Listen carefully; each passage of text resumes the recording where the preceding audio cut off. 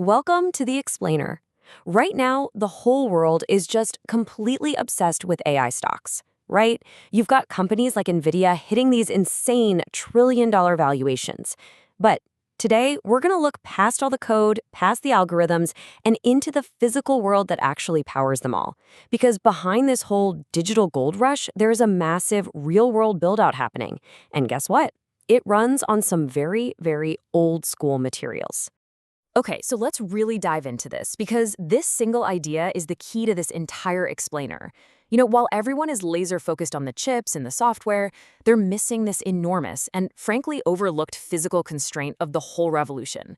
And when you understand those constraints, well, it reveals a fascinating investment thesis we're calling the electrification arbitrage. So, to really get a handle on the opportunity here, we first need to understand the sheer scale of the problem that AI creates. It's a paradox, really. The more powerful and intelligent our digital world becomes, the more it depends on brute force, physical world energy. $7 trillion. I mean, just let that sink in. According to estimates from firms like McKinsey, this is how much capital expenditure is needed by 2030 just to build the data center infrastructure for AI.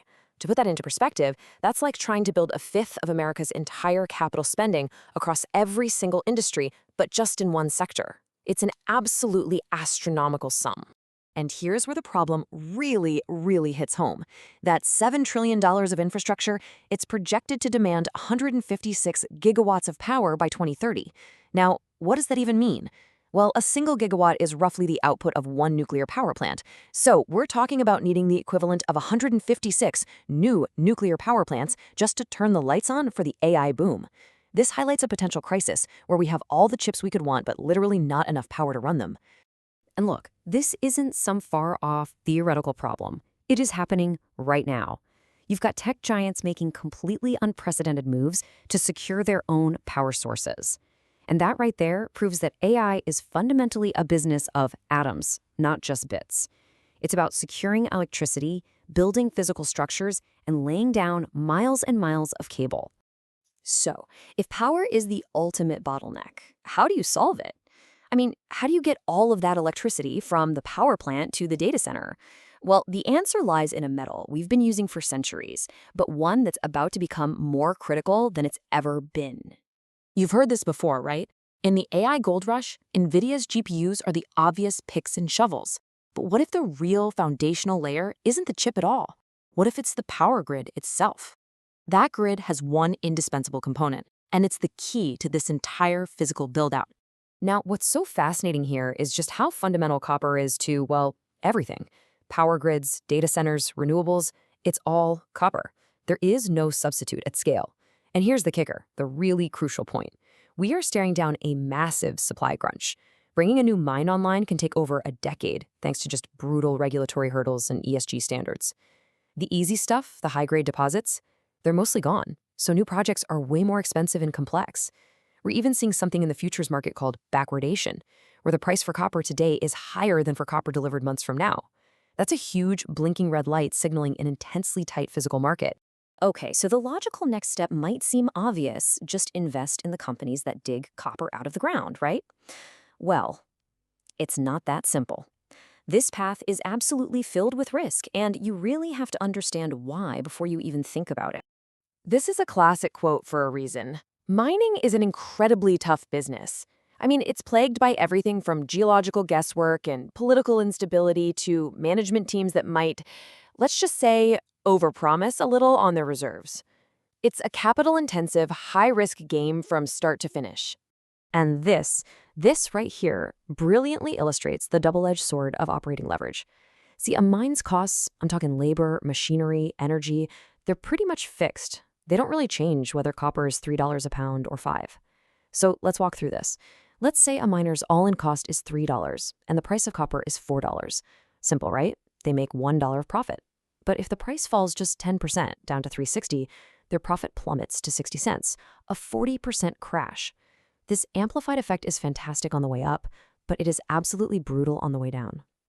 So the crucial point here is that this leverage effect completely messes with our perception.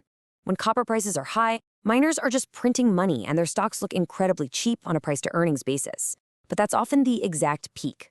This makes a direct investment in a single miner, especially a junior one, a very dangerous leverage bet. A potentially safer way to get exposure to the metal's price might be through a physical-backed ETF, something like CPR, which just tracks the commodity itself without all that company-specific mining risk. Okay, so if a direct bet on copper miners is so risky, how else can we think about this? Well, this brings us to our alternative thesis. Instead of betting on the industrial build-out itself, what if we look at the consequences of how it's all being funded? This takes us to a different metal, one driven not by corporate profits, but by government policy. This is a completely different way to look at an asset. Instead of digging into a company's balance sheet or income statement, what we call corporate fundamentals, we're focusing on sovereign fundamentals. We're asking questions like, what is the central bank doing? Is the government printing money to pay for all this? Is the dollar getting stronger or weaker? This slide lays out the difference perfectly. A copper miner lives and dies by its ability to generate a profit. That's corporate fundamentals. But silver? Silver is different. It has almost no corporate fundamentals. It doesn't have earnings, it doesn't pay a dividend. Its value is derived almost entirely from sovereign factors, like a weakening dollar or inflationary pressures that come from massive government spending. So here's the connection. That $7 trillion AI infrastructure build-out has to be paid for somehow. If governments decide to fund this through massive debt and currency creation, well, that can devalue the dollar over time. And silver is often seen as a store of value in that kind of environment, a potential hedge against the monetary consequences of the very spending that's fueling the physical boom. So it's less a direct play on AI and more a play on how we pay for it, often through a vehicle like the SLV ETF.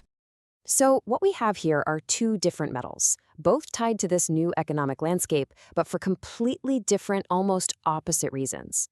And this presents a pretty fascinating strategic choice for anyone thinking about how to position for the future.